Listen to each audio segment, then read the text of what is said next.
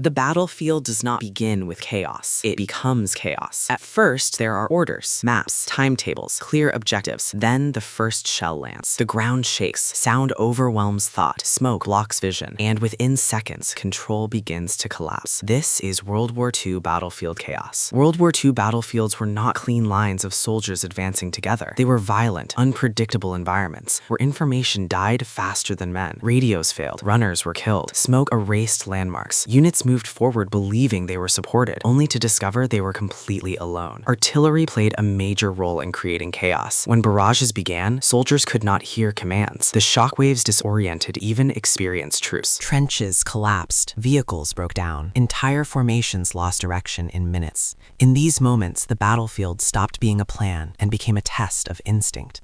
Soldiers fired at movement rather than targets. Friendly fire incidents increased. Units advanced into areas already abandoned or heavily defended without knowing it.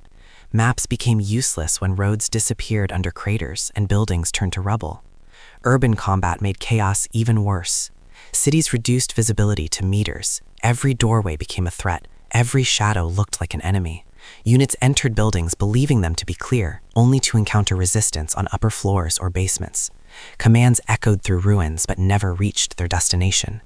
At night, chaos became absolute. Flares lit the sky without warning, freezing soldiers in exposed positions. Shadows moved constantly. Exhaustion blurred judgment. Men fired at sounds, shapes, and fear. Many soldiers later reported that nighttime battles were more terrifying than full daylight assaults. Leadership struggled to maintain control. Officers were killed early. Command posts were destroyed. Decisions had to be made without information. In many cases, small groups fought independently for hours or days without knowing whether the battle was being won or lost. Supply lines broke down. Ammunition ran low. Medical support became unreachable. Wounded soldiers waited in darkness, unsure if help would come. Yet battles continued, not because they were coordinated, but because stopping was impossible. Soldiers learned to fight through chaos. They adapted. They followed instincts. They trusted the man beside them more than any command from above. Survival replaced strategy. By the later years of the war, battlefield chaos was expected. Training began to focus on operating without orders. Units were taught to move, react, and fight, even when isolated. War no longer followed scripts. It followed pressure. This chaos shaped the outcome of countless battles. Victories were not always won by better plans, but by which side could function longer inside disorder. The ability to absorb confusion and continue fighting became a decisive factor. World War II was not just a contest of weapons and numbers. It was a contest of endurance inside chaos. And on those shattered battlefields, control was temporary, but chaos was constant.